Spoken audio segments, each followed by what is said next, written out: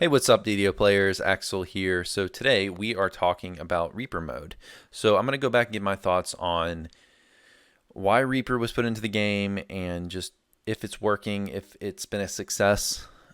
Just talk about Reaper in general. I have a lot of thoughts on Reaper mode, and I think that it's been in the game for quite a while now. So there's been a lot of time to just reflect on it and look at it and see if it's been a success, if it's been worth being in the game, if it's been a good change. So let's go ahead and start with the question of why did Reaper get put into the game in the first place? What was the purpose? And the common question that you see, which is why didn't they just make Elite harder? So you have to go back to Monster Champions. And I think this is what we saw happen with Monster Champions is why we have a Reaper mode now. Because if you remember, Monster Champions just years ago was an attempt by the developers to both make the game more random, so make it so when you go into a quest, it's not the exact same every time, but it was also an attempt by the developers to assess game difficulty. So there had been a lot of feedback from players the past several years before Reaper mode was put in that the game was not challenging enough. Now, certainly it was challenging enough for a lot of the player base, so your more casual players, but for your more serious, really hardcore players, there really wasn't enough challenge. And I think this was a pretty common consensus. So for a big chunk of players, there wasn't enough challenge. So the developers wanted to address this. And they did that through Monster Champions initially. So Monster Champions, they're still in the game, obviously. So they are individual monsters that get randomized buffs throughout the dungeon. And if you remember when they were first put in, they were only put into effect for a few days before they were quickly changed. And they were changed because there was a lot of feedback from players. If you remember, there was a Monster Champion feedback thread, and if I can find it, I will post a link to it below. But that thread was huge. It went to, I think, like hundreds of pages, because when Monster Champions were first put into the game, there was just a ton of feedback from people, a lot of negative feedback too, so much that they actually changed the Monster Champions and made the Monster Champions quite a lot weaker after just them being in the game for a few days. So why am I talking about this? Because what Monster Champions showed us is that making the current difficulties harder was not an option. The players didn't like that. A lot of players who were used to running hard or elite the way they liked it didn't want an additional increase in difficulty for the same rewards. So that showed us that Reaper mode was really the only option, and they had to address the game difficulty because it had gotten, for a lot of players, it had gotten too easy. Not all players, but for a lot of players, it had gotten too easy. So they could not change current difficulties. Players have already said no, so the only option they had was to make a new difficulty. So that's why Reaper was put into the game instead of just making Elite and Hard harder, because they tried that. They tried to make Elite and Hard harder with the original Monster Champions, and the player base said no. So that's why we got Reaper instead, in my opinion. Okay, so what did we get with Reaper? Well, as we know today, Reaper mode is 10, not just one additional difficulty, it's 10 additional difficulties. So you've got one additional, for each additional skull, up to 10 skulls, it's a little bit harder, and the rewards are a little bit better. And we'll get into those in a minute. So in Reaper mode, monsters are stronger. Monster Champion damage is increased. That's what you would expect. Many monsters are champions with multiple buffs. The strongest and most dangerous of these, there's a Red Crown champion, which is in Reaper difficulty. All monsters receive a bonus saving throws. There's also Reapers that randomly spawn throughout the dungeon to give the difficulty a little bit of a theme, to make the name make sense. Reaper difficulty, you need to have Reapers in there.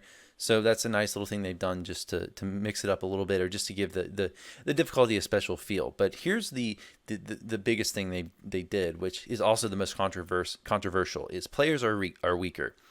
Player damage is reduced. Also, the biggest controversy about Reaper is that self-healing is dramatically weaker.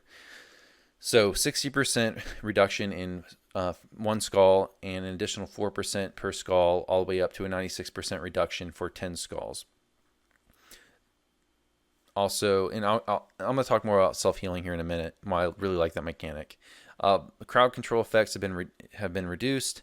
There's also a death timer similar to raids, so death timers, so you can't be raised if you die, just to give your deaths more meaning. So if you're in a tough encounter, you can't just insta-raise people to get through it. You have to be more careful about dying. It means more.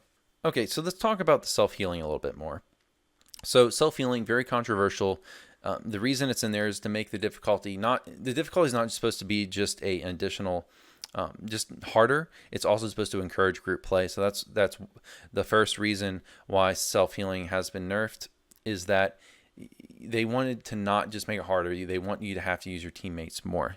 Whether the self-healing did that or not, that's in a good debate. But one thing I don't think is debatable is that it was needed to make the difficulty challenging. And that's the other reason they did it. Is the thing with self-healing in the game, I think this is one of the balance mistakes that they've made in the past that's continually hurt balance and been hard for them to balance around, is how much self-healing they put into the game. I think, obviously I don't work there. Obviously I'm not a mind reader, but if I could go back, if I could read the developers' minds and they could go back, say 5, 6, 7 years ago, they would have not have put so much self-healing into the game, because it really has made it challenging. And that's why they've had to reduce self-healing a bit here, because in DDO, we have so much self-healing now. Every class can pretty much fill their own health bar really quickly. And it's gotten to the point where they can't really challenge us. They have not that they can't, but they have a really hard challenging players in interesting ways, just because everyone can heal so quickly. So that's one of the other reasons why self-healing is nerfed, is because in Reaper, is because they want to be able to challenge you in interesting ways.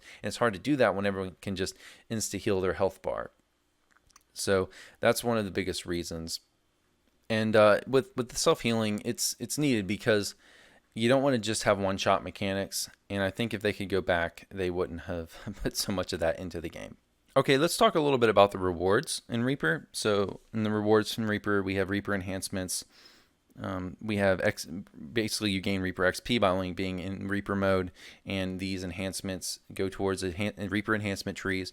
And the more you play Reaper, the more you gain more Reaper XP, the more you can get more cool abilities in the tree. And yes, to some, you look at this and you think it's counterintuitive because it's supposed to be a challenge difficulty. The developers are very clear about this, yet you're getting XP to make yourself stronger. So why should you do that if it's a challenge difficulty? And the reason is, which makes sense to me, is you need to have a grind in there, because if you don't have a grind, then people don't have much of a reason to play the difficulty in game. Now, there are other ways they incentivize it, but this is one of the ways, right? You want to have a long grind so that players have something to shoot for at cap. They have goals, they have a carrot to chase. That's the reason. And the thing with Reaper is you have additional skulls. So say you're running like Reaper 5 skull without enhancements, and it gets too easy for you with the enhancements, well, you can go up more. There's a lot of different difficulty levels. So even if you get a full enhancement tree, you can go up to Reaper 7 or 8 or 9 or 10 if you want to. So even though it does give a little bit of power creep in there, it's still something that I think is needed, and you got to have something for players to shoot for besides cosmetics, which is the other reward. The other big reward we have, different XP tiers. There is a vendor which has cosmetic rewards basically, and you can get different ones at different XP levels. So the more you play Reaper, it gives you another carrot to shoot for that's not just enhancement points. It gives you XP that you can put towards going to the Reaper vendor. Some of the other rewards is you get better rewards in Reaper in terms of drop rates and XP, but I think they've done a really good job of balancing that there. Because there hasn't been, it's not so much better of a drop rate and so much better XP that it feels required. I mean, if you really want to grind XP, it's honestly, I think that Epic Normal is still probably your best bet, because you can just get through the content so quickly and it's so easy in most circumstances. So I don't think the XP is that big of a carrot, but it's something, it's nice. It's a little bit extra. Not to mention a lot of players aren't really caring about leveling when they're playing Reaper at cap, at least. But although a lot of people play Reaper today while they're leveling, I'll grant you that. Okay, so let's talk about now how all of this has worked out. So what has been the things that have worked, and what have been the things that haven't worked? Okay, things that have worked well. The reward system, I think, is good. I think when I say good, I think the methodology behind the reward system is good. I think the XP is good. I think the grinding for the enhancements is good. It gives you something to grind for. There's not so much extra XP and higher drop rate that it feels required, but enough to give you a little bit of an incentive, which is good. That's a good thing. I think they balance that well. And that's really in the cosmetic rewards. They give something for you to shoot for. Now let's talk about the things. So I think the system itself is good. I just don't think they've gone quite far enough with it, and I'll get into that in a minute. And I have one other concern. But the reward system itself, I would like to see more incentives for the rewards. So the cosmetics, I think that there needs to be like regularly on a regular basis, we need to have more cosmetics. There's a lot of games out there that solely incentivize advancement by cosmetic. Game like say like Overwatch or something, where cosmetics are the rewards. And I think a game like DDO with such a role playing culture could do really well with that. I think they should regularly introduce more cosmetic rewards. I mean, I won't think that would be too much developer hours taken away for there to be maybe just for each adventure pack that comes out, just have one new cool Reaper only cosmetic that drops only in the end chests of Reaper content, and make, say, the chance of it dropping higher with each skull, and have it only drop in Reaper. Just as something a little extra for people to look for and farm for, just a little bit more of incentive. It would be cool if there's one Reaper only cosmetic. I think they should do that, more of that. And then with the Reaper vendor, just add more stuff to that on a regular basis. Okay, let's talk about the Reaper 10 skull. So the system of having 10 different difficulty levels for Reaper. Now, with 10 different skull levels, it provides a lot of choice, but it also does something which I don't like, which is it kind of defeats the purpose of Reaper in the first place, because Reaper is supposed to be a challenge difficulty. And when you have 10 different skulls, yes, provide a lot of choice, but if it's supposed to be a challenge difficulty, why are you providing a lot of different choice? I don't think there really should be. I think that you should have a pretty sizable gap between the first playable Reaper level and the first playable Elite level. I don't think there's really not much of a difference between Reaper 1 and Epic Elite. Because I play both of those difficulties a lot. Those are probably the difficulties I play the most, Reaper 1 and Epic Elite. And there's really not much of a difference. And I think there should be more of a jump there, because, again, Reaper is supposed to be a challenge difficulty. It shouldn't be for everyone. And I think one of my bigger criticisms is that Reaper, I think, is becoming more and more normalized. And it needs to not become the standard difficulty. That's something that shouldn't happen. So I would say that I think it would be an improvement, instead of having 10 different difficulty levels for Reaper, have only 2 or 3. Because, again, Reaper is supposed to be a challenge difficulty. And if you had to make more of a jump up before you went into Reaper, it would make it so the difficulty doesn't start to become normalized, which I think is starting to happen. So I also hope that developers look back at Reaper going forward. Maybe, I'm not saying like every update, but maybe like once a year, take a look at Reaper and maybe increase the difficulty just to keep up with power creep, because Reaper does need to keep up with power creep. And one thing you've noticed is that Reaper's pretty much stayed the same, whereas in the past, I don't know however long it's been in the game, we've seen a lot of power creep. We've seen enhancement passes, we've seen for different classes, we've seen Ravenloft and other adventure packs come out, and the expansion come out and have a really good gear. So characters are getting stronger, yet Reaper is getting the same, so that's going to make the difficulty more normalized. And the problem with the difficulty becoming normalized is that means that the player base is going to get more and more spread out. You're going to have more and more of a distance between your great, really good players and your more casual players. And at this point in DDO's life, we really don't have the players, the player population to stabilize spreading the population out even more. So I think they need to be careful about that and really make sure that they make Reaper difficulty harder when they need to. And unlike making hard and elite harder, which we saw through the Monster Champions that they could not do, they've already set the precedent for Reaper. They said before it came out, quote, they said that the developers said that Reaper is not designed to be fair. It's supposed to be difficult. It's not supposed to be fair. So I think they can make Reaper more difficult on a regular basis and not get complaints, because they've set the precedent. They've already told us that Reaper is going to be a challenge difficulty. So I hope the developers do that, continue to watch Reaper and watch the power creep that we have each update, and make Reaper harder to compensate for that power creep. Reaper shouldn't be getting easier with time, and that's something that I think we definitely have seen happening. And it shouldn't happen. We want Reaper to continue to be just as hard as it was a year ago. So those are the main critiques I have. But overall, was Reaper a success? Yes, I think it was, because as we saw with the Monster Champions, we had a big demand for more difficulty in this game. We had a lot of players, a lot of your hardcore players, the ones that really are into this game, who really, not to say casual players aren't into the game, but some of your most hardcore players that are kind of the really passionate players.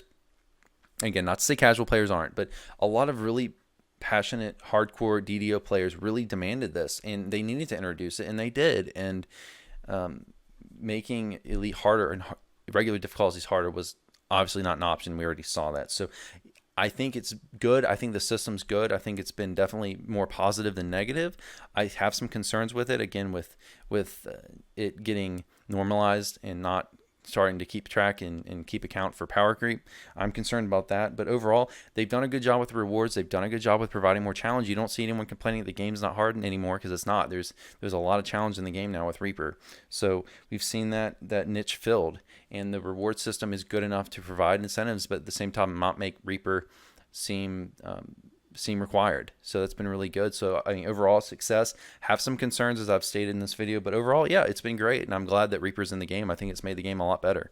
So guys, that's gonna be it for this video.